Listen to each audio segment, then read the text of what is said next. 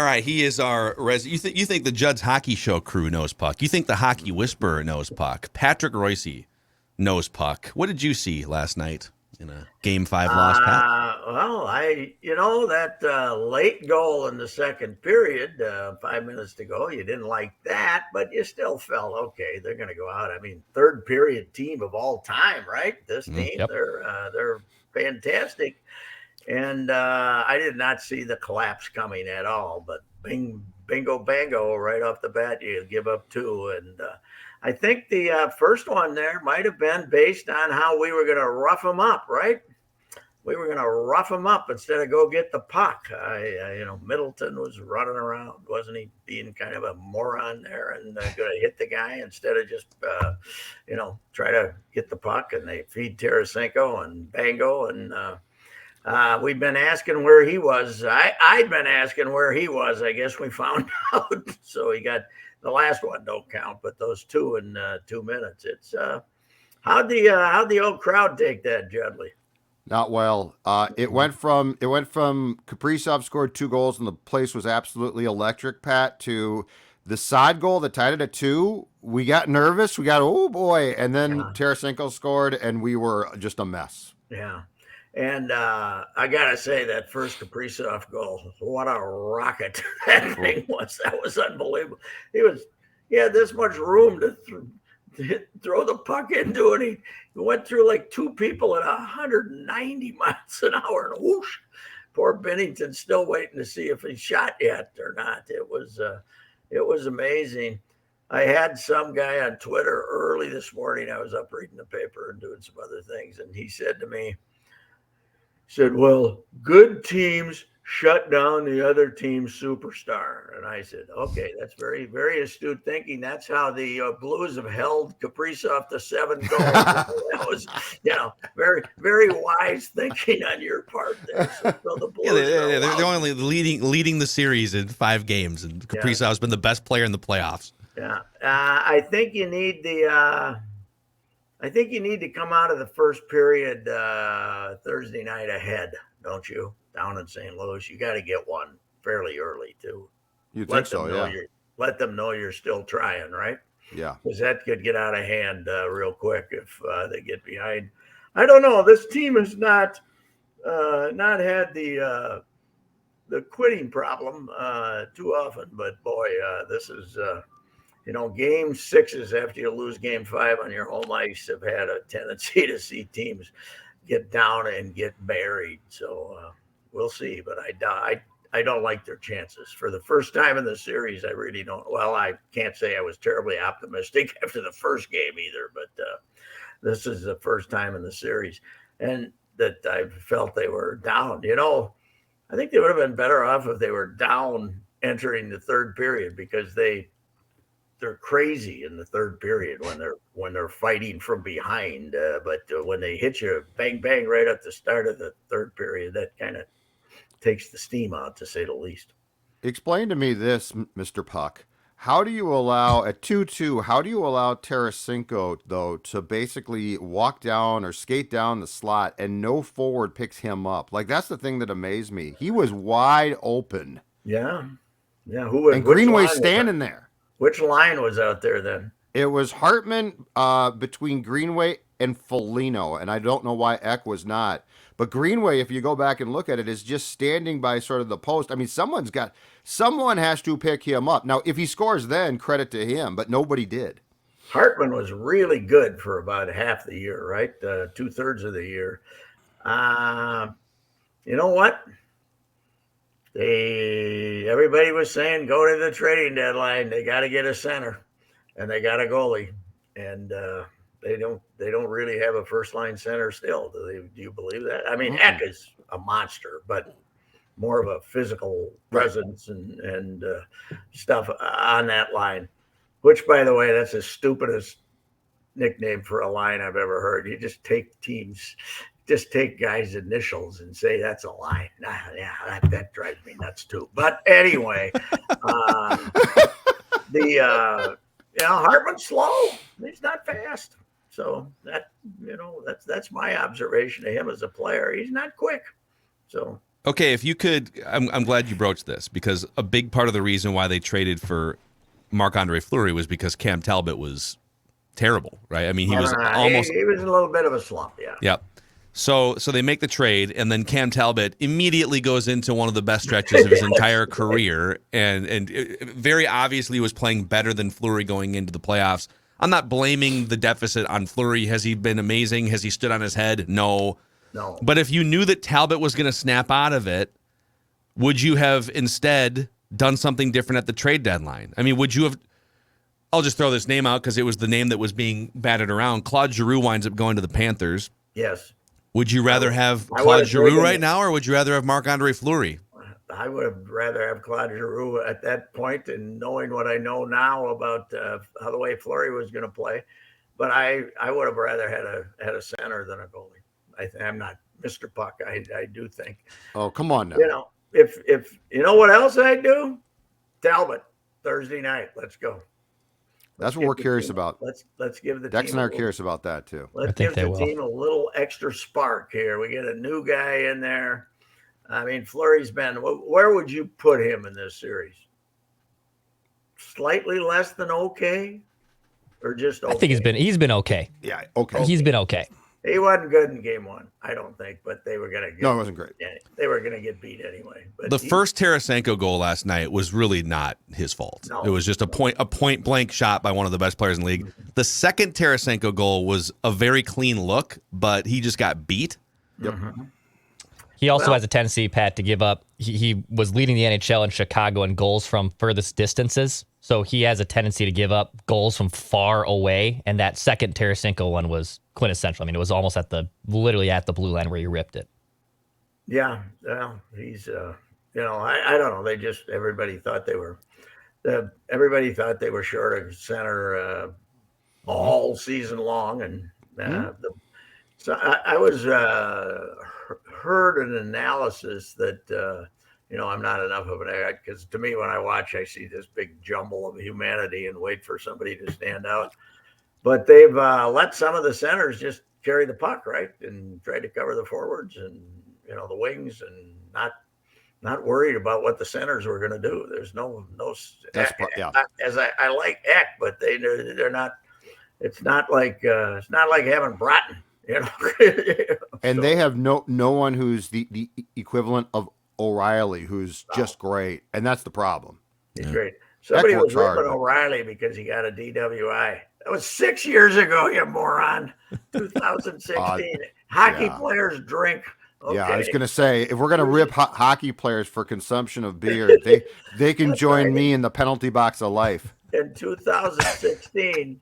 Okay, he's learned his lesson. I don't think there's been another one. So 6 years ago. Yeah. But I'm sure that this ought to be hard to take for the Wild fans if they go out in 6, because you really thought this was the team to get you through the first round. Now, next year, I see the Fiala rumor, and the Devils get the second pick in the lottery. I doubt if you're going to be able to get the second pick in the lottery for Fiala. They're going to have to. Good point. But you'd have to throw a lot more into a deal than that. Well, could you do a pick swap? What's your pick? What's the Wild's first round pick? Wherever they finish, down in the 20 something. I mean, would you do that in a pick swap? You probably have to give him the pick swap, Fiala, and give him another, second rounder next year or something. But if you can get the second pick in the draft, obviously whatever they take, right? Yes.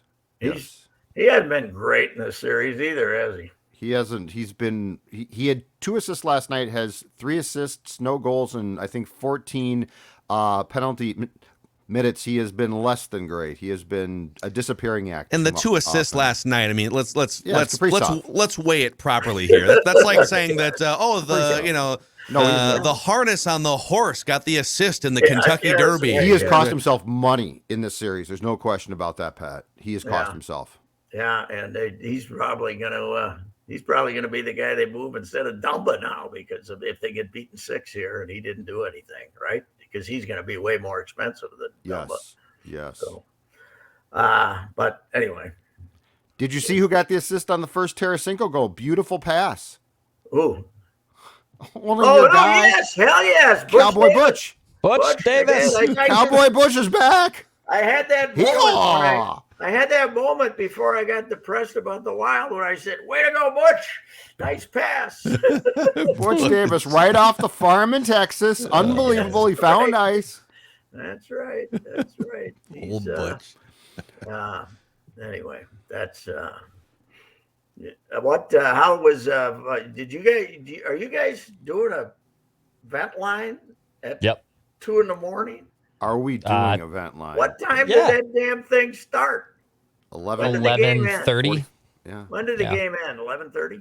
11. Yeah, the game ended like 11:15, 11:20 or so. 11:17. I got it right And here. listen, and we saw a notable Minneapolis radio executive crapping on fans on Twitter last night, saying, if you're giving up on this team, you are a bleep fan. I just want to say, whether you're a bleep fan or a great fan, everyone's welcome on Wild Vent Line, Vikings Vent Line, ScoreNorth.com, the Score North app, and the Score North YouTube channel. Who was threatening the fans? You? An Shockingly, unnamed, No. no. A radio executive. A radio executive. A rival from a radio rival executive. station. A rival radio executive from a different platform. A very high-ranking official. Really? You are bleep fans. Is If you're correct. giving up on this team, you Yeah. are bleep fans. Listen, we'll take all of the fans over. We had a at lot of Score North here. fans. Last Yeah. night, I If would you say wanna they were give giving up. on them, come on in. Join Exactly the right. Yeah. The water is just perfect. That's okay. Give up water. All right. I've been haunted by this thought to the point that my mind was spinning last night when I tried to fall asleep about 2 a.m. The Minnesota Twins we talked about this the other day, yesterday again, 16,000. Nice, beautiful night for a ball game. And they're 24th in attendance, something like that, average attendance. Nobody's going to the games. And you know what I decided last night when I looked at the lineup? I don't blame you. Mhm. Don't go to any games. Why would you support them when they don't give a damn? They don't give a damn if they put their lineup on the field. They don't give a damn what names they're writing on the lineup card. Why should you care? Why should you pay your hard-earned money to go see them knowing that they don't care? They just want to have somebody off his feet last night. They don't want to win the game. Of course, they wouldn't have anyway against Verlander. But it's a joke. They waited to post the lineup to see if Buck could get his hip loosened up before the game. Okay, so how many have we missed with this one now? We had the day off yesterday. We didn't play Sunday. When's the last time he played? Friday? Well, yeah. Didn't he come out in the 8th inning Friday? Friday? Something Friday? like that. Friday, like that. So he doesn't play. And this, the hell with him. As I said the other day, he's a warrior. If he's a warrior, we would have never won a war in the history of this country. We would have, we would all be speaking Spanish because Mexico would have beaten us in the Mexican War in the 1880s. We would have been speaking German twice over. Yes, right. Yes, we would have. If this is a warrior, the hell with him. And then Louis Rise gets out of COVID. They all fly back yesterday, right? Monday. They fly back from Baltimore Monday, right? We're out of COVID. And you decide that even though he's out of COVID and he's your best hitter, that you'd rather call up Mark Contreras, who's hitting .230 in the minors and isn't even on your roster as your COVID emergency player. And if you somehow get to the 8th inning last night and have a chance to pinch hit for Ryan Jeffers, who do you want to send up there? Louis Rise or Ryan Mark Jeffers, yeah. Contreras, you morons. I'm done with them. The hell with them. They're just, they don't care. They don't care what product they put on the field. Why should you? Stay away. Boycott. I got a direct message from if you want to. I got a direct message from a fan yesterday who said he turned down free Legends Club tickets on Friday night because why would I go? Byron Buxton's not going to play. Buxton might play on Friday. I just want to tell that guy. But Byron Buxton, even though he's second in the league in home runs, which is great, he has not wound up on the injured list yet, but he's missed 37% of their games so far this season. Yes, he's missed 11 out of 30. And, a couple of times he only played briefly. But that's my theory exactly. If he's missed 11 games this year without an injury. Generally speaking, he has a definable injury, right? This year he hasn't gone on the DL. This year he's got a sore knee, a sore hip, a sore something or other. If it doesn't take surgery, I don't want it. I want you playing. It's ridiculous. I think that is if you're good enough to test yourself to see if you can play or not, you're good enough to play. Yeah. Well, you've just identified the gray area, and I hate to be the back in the day because I'm the second youngest on the show, the four of us. But if there's nothing structurally wrong with your knee or your hip, which there isn't, there's nothing structurally wrong. Maybe there's a soreness. How many baseball players in the 150-year history of the game playing every single day for, if you include spring training, for like 8 months, are feeling anywhere near 100%? They all have some sort of ringing soreness in their hand from getting jammed. They've got sore feet, knees, something or another. He should be DHing on the days where he's not. If your knee is sore, DH, and he's DH'd like 5 times this year. And it's ridiculous. They got one warrior on the team. Polanco plays, and he's, last year he played with a bad ankle most of the year. He plays. The rest of them don't play. You know why? I think because he must sneak into the trainer's room if he needs something. He must, try to look around a corner to make sure Baldelli's not looking and then go and sneak into the trainer's room and have somebody do something and swear him to secrecy. But they have an alarm. If you walk into the trainer's room, even to take a peek, it's like, out like for 3 days. Goal scored hockey. The red light goes off. They don't care. Why should you? Aaron and May sat out all the time with nagging aches and pains. Come on. Yeah, right. Mays was like, Skip, I can't play today again. Sorry. Buck, he had his injuries. He missed his time. He missed, he only averaged 157 games for 9 years. What the hell? I mean, Buck's better than Puck. That was what I was hearing. Puck. I saw your tweet about the Puckett Buxton debate last night. Yeah, let's. Why don't we bring that one up again? It's you turn it on. You look at that lineup last night and say, "What the hell is this? Is this a Sunday with Gardy? What the hell is it?" The only thing missing was Mike Redmond hitting third. Do you think they said to themselves, "All right, listen, we're probably going to lose this game anyways. It's Justin Verlander, so let's just punt."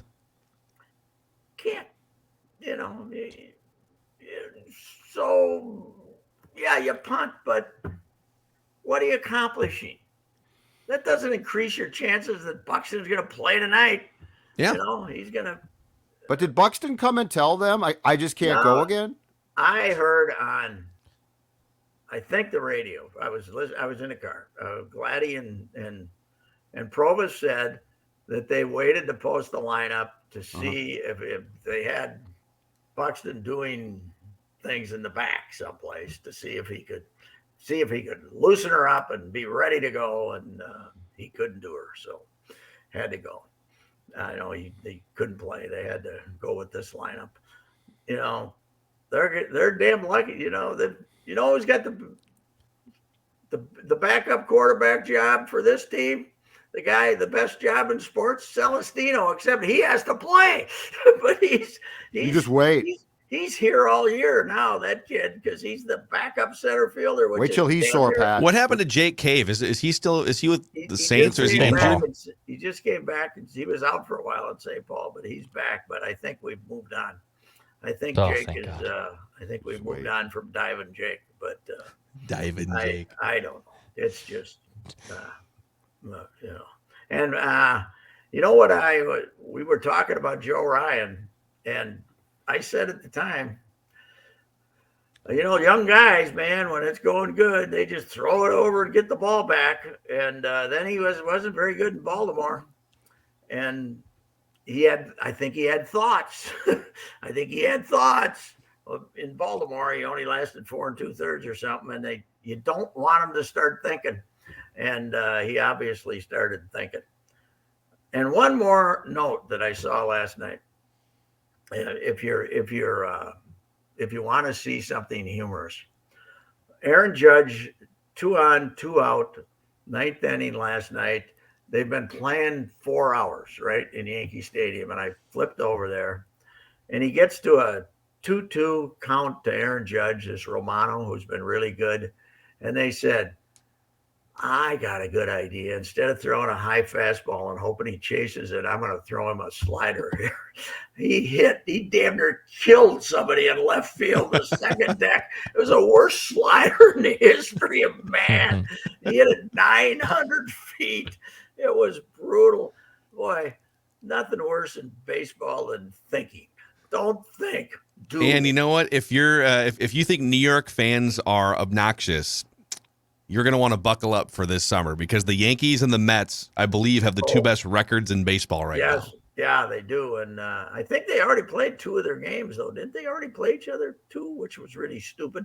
I think they've already played each other twice. But, yeah, it is. Baseball stupid? Well, hey, I think the other day the 4 best records in baseball were in the 2 teams in L.A. and the 2 teams in yeah, you're right. New York. So. Yep, and then Minnesota, Milwaukee are the other 2. In the Central, and don't sleep on the Angels. We might actually get to see it's a Bigfoot sighting. We might get to see Mike Trout in October for the first time in God knows how many years. Ohtani strikes out 11 and then gets game-winning hit.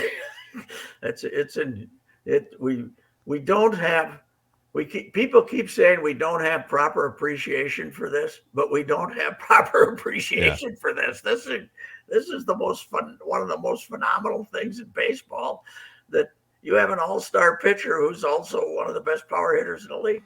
Yeah. On the Angels, they've made the playoffs once in Mike Trout's career. Yes. The last time they finished within 10 games of a division was 2015, when they have finished only 3 games back.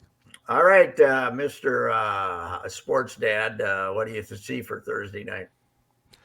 After last night, I'm not confident now. The way that they lost and the way they played in the third period, I'm not confident. I think they lose now. All right.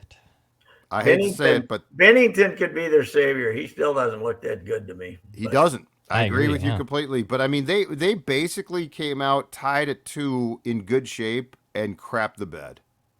Like, that was a brutal – how. And, by the way, Jared Spurgeon – show up at some point, please. Yeah. Jared Spurgeon was a -3 last night. He was absolutely terrible. On the Sod goal, Sod stood there. Nobody moved him. Spurgeon's right there. On the first Tarasenko goal, Spurgeon's right there. Dude, you're the captain of the team. Judd, I just want to tell you something important here, that I think if you're giving up on them, first of all, you're a bleep fan. Don't come back. Watch a different sport. Thanks. All right? I just want you to... You know what the problem is in this godforsaken state? Every sport I watch among the men's big 4, they do this crap to me. Yeah. You know what they need? They need a warrior like Buxton. That's what they need, that team. That would be fantastic. They need a guy out there that... He won't be available for Game 6, but if you can get to a Game 7, he's questionable. So that's true. So let's see if he can get loosened up. All right. We'll see you, Pat. See you, All right, Royce. that's Rapping with Reusse, presented by our friends at Federated Mutual Insurance Company. Federated's been around for over 100 years, helping business owners with risk management tools and resources.